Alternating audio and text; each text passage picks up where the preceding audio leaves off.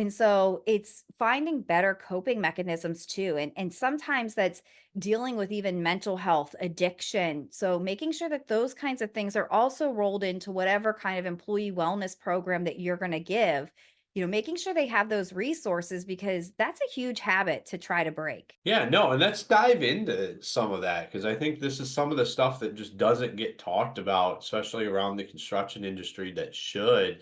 And it is the amount of addiction that happens and the stuff that's used as the coping mechanisms. There's just some of the stuff people just think's okay, like drinking out on the job site. I mean, Mhm. I walk around my neighborhood and I see cars on job sites with open beer cans in them. Like it blows my mind, but like this is the conversations that has to be had because the stuff's happening out there, whether we want to say it is or not. Yeah. And part of that, you're absolutely right. How many workers know they're working next to somebody that has a problem and yet it goes unsaid? It's just kind of like, oh, that's Bob. That's just how he is. He's functional. Like, no, that's not okay. And I also think there's this strong stigma where men don't want to talk about the feelings, what's going on. They're less willing to go and seek help and get the counseling. And, it breaks my heart. There was a TikTok that went viral and it was a woman said that, who do you reach out to when you have help? And it was just all these clips of all these different men. I have no one. I don't talk to anyone. I'm a guy. We don't talk about our feelings. And I just sit there and I go, why? Why do you guys do this to yourself? You have all these resources. And that has to be a cultural thing. And that has to be more than one person saying that on the job site, but it takes I think a big amount of bravery for others to stand up and say like, "Hey, I'm struggling." But that's really what cracks it. I was doing a presentation on mental health for one construction company and I was talking about like you guys have this EAP program and you should use it. No, your manager's not going to hear. It's totally confidential. It doesn't matter what I say, but one of the guys in the session actually stood up as a coworker and said, "Hey guys, I called. I used it. I used it not just for myself, but also for my teenage son."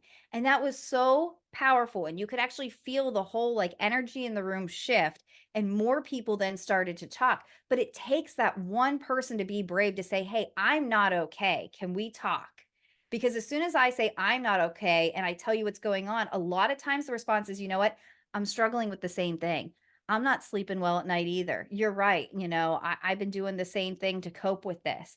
And it's like, great, let's talk about it. But it takes an immense amount of bravery to take that first step and be the first one to speak up.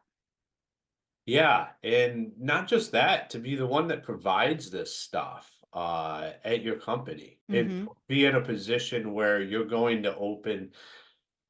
I mean, like, how do we do that? How do guys get what are the resources? Like, what do they do to start trying to get some of this in their culture, like with their guys and the field work, and just start making it a better place where people feel like they're supported? I mean, it's you have all the narratives times 1,000 in the construction industry. I mean, that's what it is and everybody's just rocking and rolling and figuring it out. And sometimes the resources are not as I don't prevalent as we think. I mean, I'm a veteran. I was in the Marine Corps. Like, there's all this stuff that comes with all of that, but like the resources aren't as available as we think. And Hmm. at the same time, they are more available than we think. So how do we get this information to the guys, to the construction industry and the companies out there? I think it's like I've been doing podcasts like this. I mean, May is Mental Health Awareness Month, so this is coming out at a great time. But I also think that a lot of times, and we see this so much in construction, you see this otherwise, but it's very prevalent in construction that we promote from within.